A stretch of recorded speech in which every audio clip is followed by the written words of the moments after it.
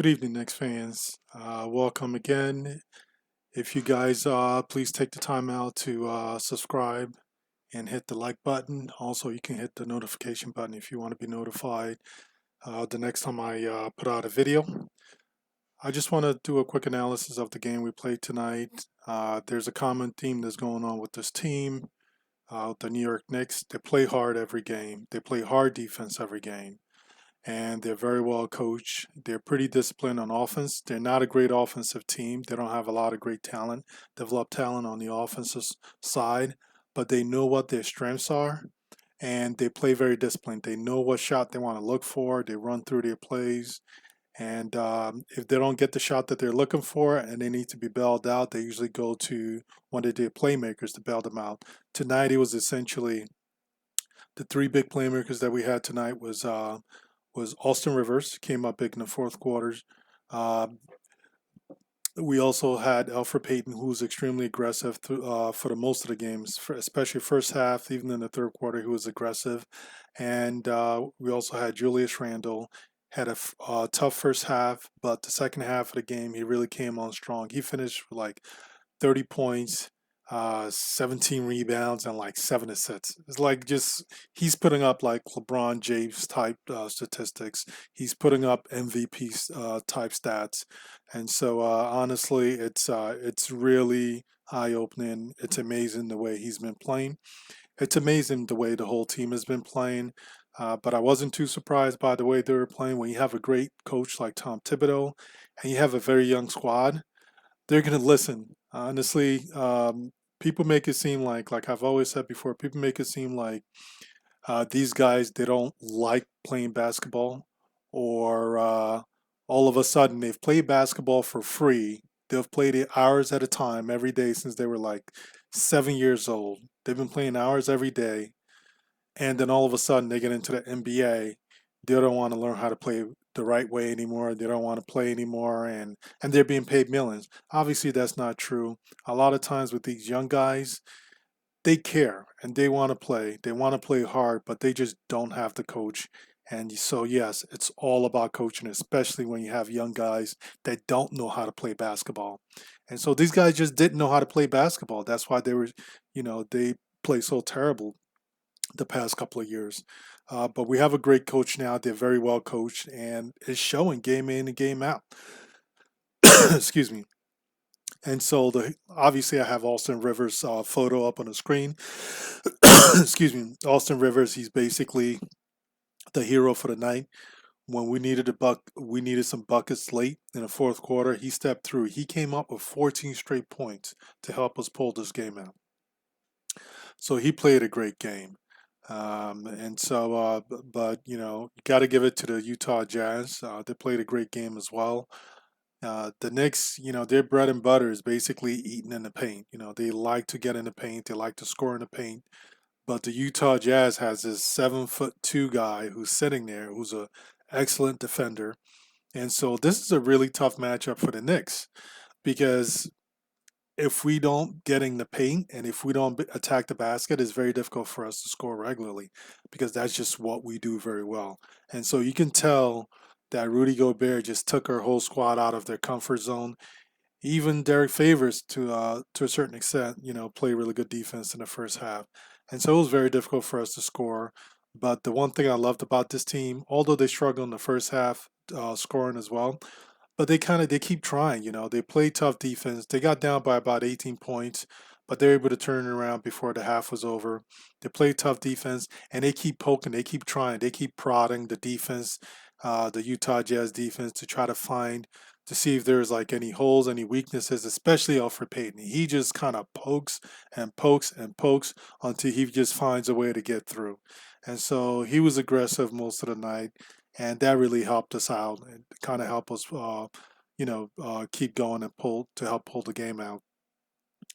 Kevin Knox, of course, also he just hits timely buckets.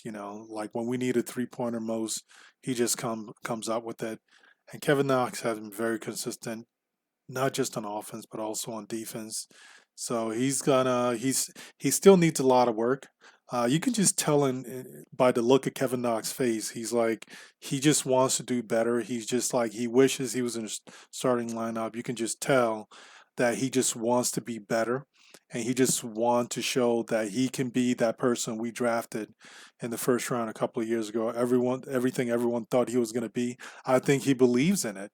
And he just doesn't know how to play yet. He's still learning. And so I really think, Kevin Knox, they probably need at least a couple of years with him. I think next year he's going to have a great year next year, but I think this staff needs a couple of years with Kevin Knox just so he can get it together.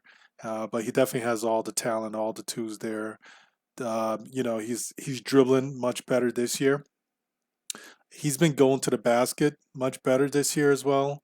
And so and he's been making faster decisions. I love the fast decision he's been making, and also his first step has been really good. He's been moving much quicker, especially like off the dribble.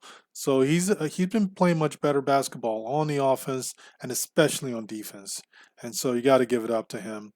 And but what can you say? It's really about the coaching, and and I know the guys are the ones that go out there and play. And soon we're going to be giving all the credit to the guys all the time. But to tell you the truth, this is about coaching because these guys, the young guys, they didn't know how to play basketball, and they're still learning how to play basketball.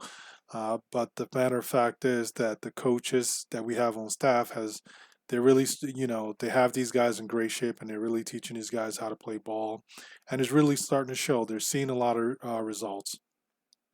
I made a video a few days ago where where I talked about how the Knicks are playing the best basketball in the city. They're the best. They're the team that's playing the best basketball in New York City right now, and it's just the truth. If you look at it's not even about like the storylines within the games or within the organization. Uh, just look at the record. The last 6 games, the Knicks have won 5. The last 6 games for Brooklyn, I think they've won maybe like 2 the last 6 games. So the Knicks are looking really good, and they're playing much better. And also remember, before the season began, there was another. I was watching another channel, and it's a channel. It was a little disappointing because it's. I used to watch them because I thought they were, pretty insightful. Um, in their comment about the Knicks, they kind of really did a lot of film breakdown and really talked about the players, the good and bad with all the players, and some of they sometimes would have decent takes about the players, good takes about the players. And you can't agree with what everyone has to say. But they were talking about how the Knicks were going to do the first 10 games of the season, and they said the Knicks were going to win 2 games. And that just kind of it was that was a little annoying because honestly, if you watch the preseason games and you saw how Thibodeau was coaching and how this team was playing, their defense was very inconsistent in the preseason, but you saw like solid quarters of straight defense in the preseason. And so they were looking good. And then they looked disciplined on offense. When you have a team like that, and then you have a coach that just doesn't give up, that just keeps coaching, he was coaching to win every preseason game. Just by that alone, seeing the fact that he was coaching to win every preseason game, I just knew the Knicks were going to win some ball games this year. I was extremely conservative. And I said the Knicks were going to win 30. And I also felt like the first 10 games after I saw the preseason games, I just had a feeling that if anything, the Knicks were going to catch a lot of these teams off guard, especially with how they were playing defense. And so I thought the Knicks were going to go 6-4. But a lot of these guys, just like a lot of people that were on YouTube, when they came to like the preseason predictions of what the Knicks were going to do, it was extremely disappointing what a lot of these guys had to say. They were talking a lot of silliness. They were basically, ESPN in Vegas was basically gave us 22 games, and everyone was like talking about we're going to win 23 to 25 games. It was just pathetic. And and these guys are like Nick fans that follow this team like day in and day out.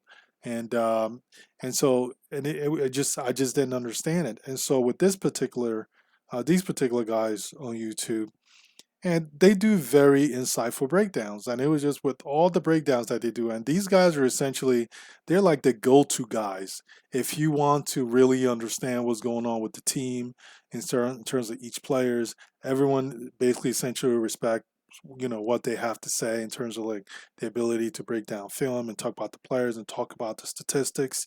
And they're supposed to be very insightful, but with all that insight that they had, they were scared to even like make it a realistic prediction.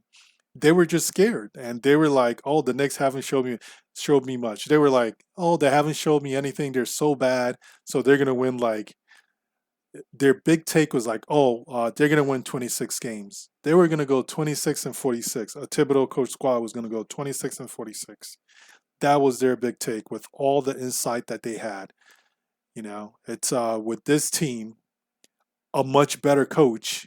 You were saying, and they were essentially saying that they were going to have the same win percentages last year. That just doesn't make any dang sense. If you have a better coach and you believe the team is going to be coached a lot better, I just don't understand why you would think they were going to have the same win percentages last year. And so you can't agree with everyone, and it's just and look, I mean, and so people, no one is perfect, and a broken clock is right twice a day. However, I just kind of thought that with all the insight that some of these guys on YouTube they claim to have, and all the research they do about the teams and following the team in and out, day in and day out, to have like a coach and a really young quad like the Knicks, and you would think like, oh, the kids are not going to learn, and then they're going to just win like they were going to go 26-46. So they're essentially talking about this team winning. What is that? Maybe like that's sub 30%. That's kind of like, that's pretty pathetic. You know. But I don't want to dwell on that too much. But the Knicks are, so I thought they were going to go 6-4 at the first 10 games, but it looks like they're going to surpass that. And like I said before, it's all about defense. It's all about the way these guys play defense. It's all about because they have the talent, right? You have the talent. Like with Julius Randle, he's great on offense. The way they've been using his, it's been excellent. He's a great passer. The guy looks like freaking LeBron. Look, I'm sorry. He does look like when he's passing out there, sometimes he looks like LeBron James. Obviously, not the same movements and everything, but some of those passes are like great that he's making. I mean, just being able to break down the defense and find an open man. Sometimes he looks like he knows what's going to happen before it actually happens. So he knows what he's trying to do and who he's trying to get open. So he's been playing great. And the numbers just show it, right? I mean, like only LeBron James and Larry Bird are the guys that are averaging these kind of numbers. And Luka Doncic. Those are like, except Luka Doncic actually would have usually 13 assists. So, same thing with LeBron James. LeBron James will can get triple doubles if you want. So, Julius Randle obviously is a step below those guys in terms of being able to, like, in terms of playmaking, but it's just a step below. He's doing great. And so, but when you ask him to lock in on defense, like that Indiana game, the way he locked in on freaking Sabonis and just locked the dude down, I mean, that's amazing. When you present him with a challenge, he's great. And so he's been playing hard, he's been trying. And as long as they continue playing this way, they're going to win a lot of ball games. They're going to win a lot more than I thought. I was a punk by predicting, I was like being conservative and trying to predict 30.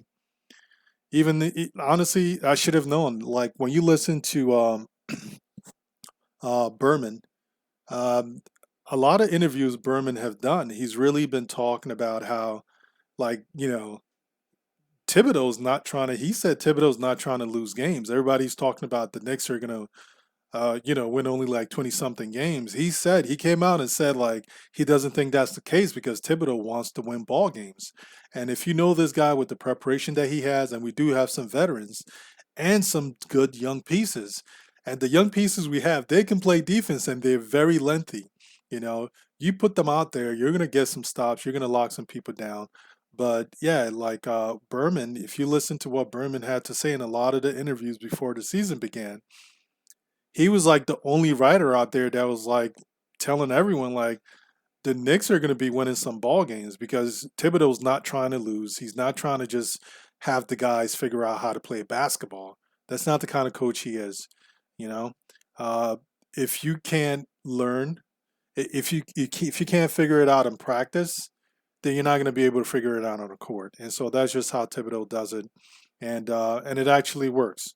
The way he does it actually it works. He practices, pushes the guys hard in practice, and if you can show it and you compete in practice and you can show you can get it done in practice, then you're going to be able to do it in the games. And so and it's he's the way he does it is right, and it's proven successful.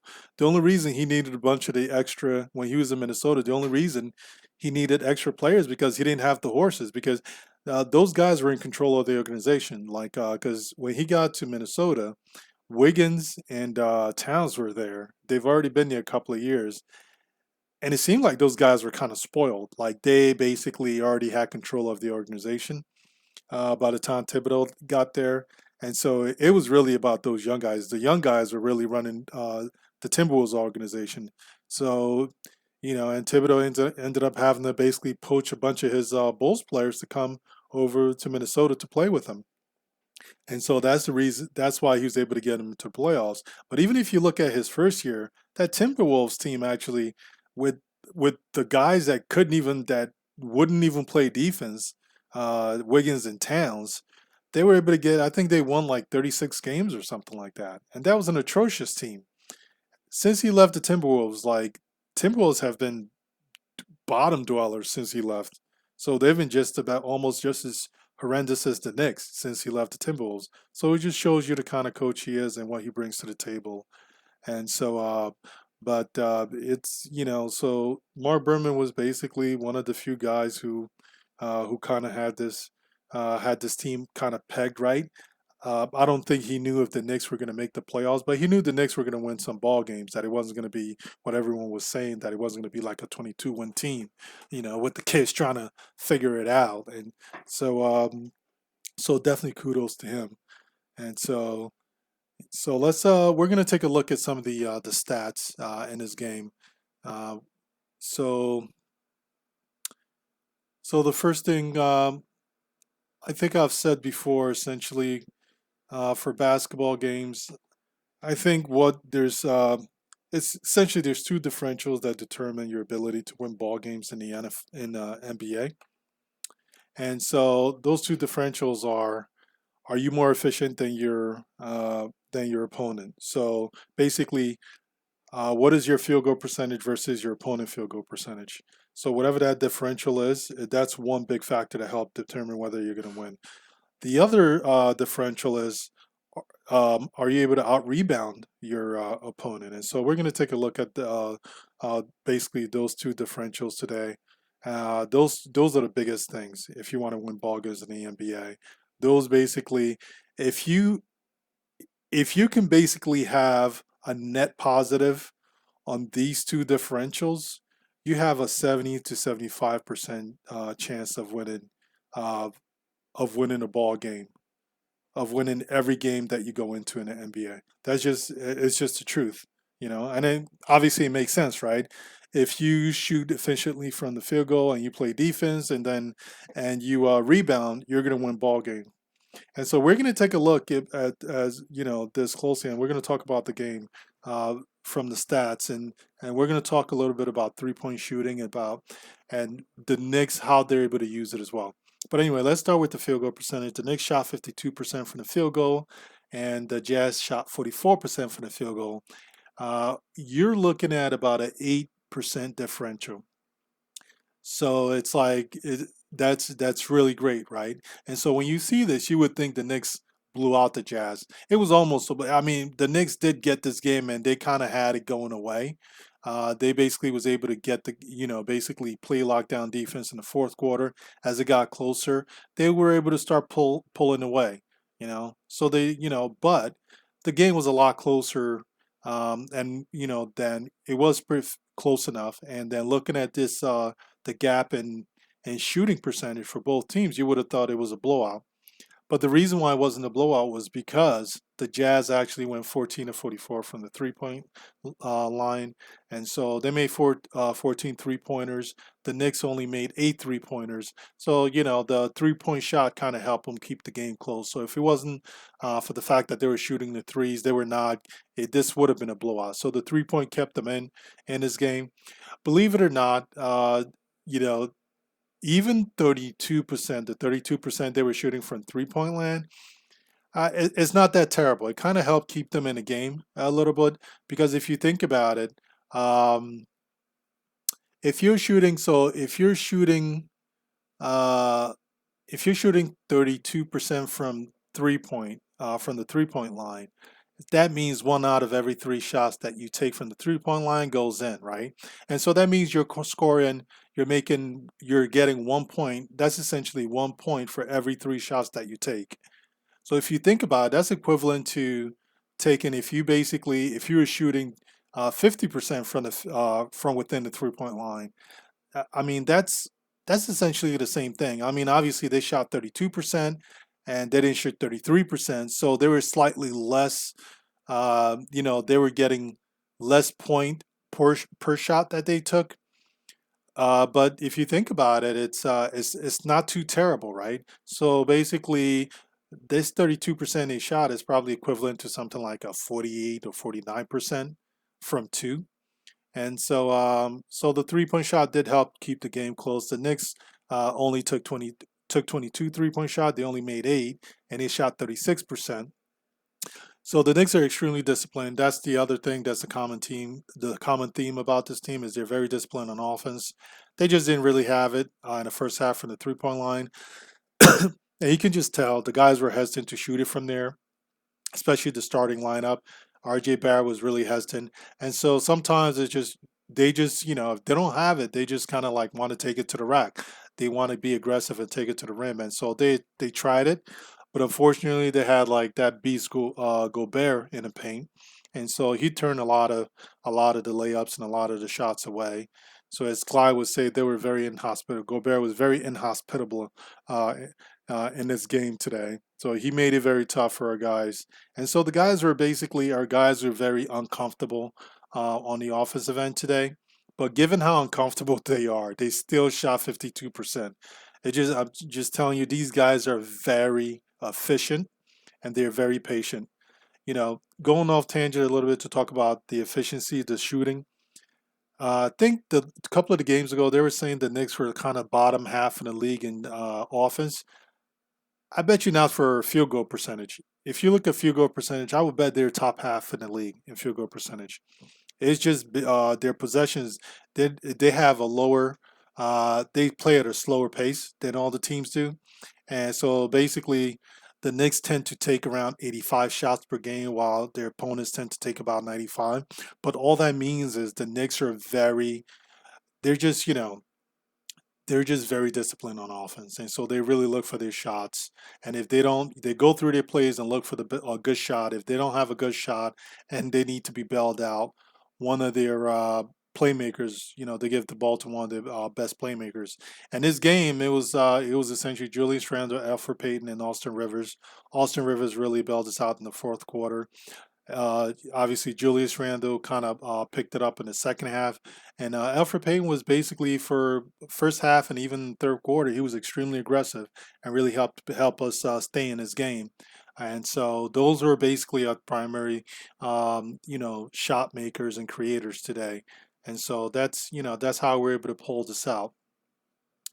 And so if we go to the next slide, is basically looks at the rebound differential. And of course, with this one, the Knicks have 47 rebounds and the Jazz have 43. And this is extremely impressive. The Jazz are a very good rebounding team. Gobert is a monster. And the way Mitchell Robinson controls the paint, he made sure he put a body on Gobert. He did a great job rebounding the ball today and also controlling the paint. Mitchell Robinson, he's been an unsung hero for this team. It's like people talk about him and talk about how great he's playing, but he's been playing excellent. He's been playing excellent basketball, especially on the defensive end. He's looking better on the offense. I think on the offense, he was struggling a little earlier, getting his lobs, and the timing is a little off. But I think it's because he's playing a lot of minutes. He's not used to playing these minutes. And I think once he gets his legs under him, I really think Mitchell Robinson, as the season where goes on, I think we're going to see a lot of special things from him on the offensive end. Actually, Thibodeau even said that there's stuff coming with Mitchell Robinson on the offensive end. They're still kind of like working on it, but I Thibodeau's not the kind of person to just talk, just make stuff up and just talk smack and just to make people feel good. So if he says he's working on stuff with Mitchell Robinson and that everyone is going to be very surprised by Mitchell Robinson's progression on the offensive end later this season, I believe him. And so it's going to be something really special to see, once, kind of like they start involving them more on the offensive end. But I think that they're just, he just needs to get used to everything and, get more used to playing these heavy minutes. And he's been running. He's been really working really hard. And, Julius Randle is one of the other reasons why we did so well rebounding the ball. I think he must have had like 16 rebounds today. He went 30, 16, and like 7 assists. I mean, he's been amazing. He's playing like MVP, MVP type basketball. He's definitely playing all-star basketball. If he keeps this up, he's definitely going to the all-star game. And if he keeps it up, especially at this clip, people are going to be talking MVP, especially with the record that the Knicks are going to have this year. They're going to be talking MVP with Julius Randle, and so the Knicks are definitely we are on a great path right now, and it's something really exciting to see. And I'm glad you guys gave me a shot. Watch the video. This video was really a long rant. I really just went and ranted most of the video. I appreciate you guys being patient with me. Please give me a thumbs up, like the video. Also subscribe. I can't wait to do another video. So I'll probably do another one on the 8th after the Knicks play. I think it's the Thunder they play next. And so talk to you guys soon. Have a good night.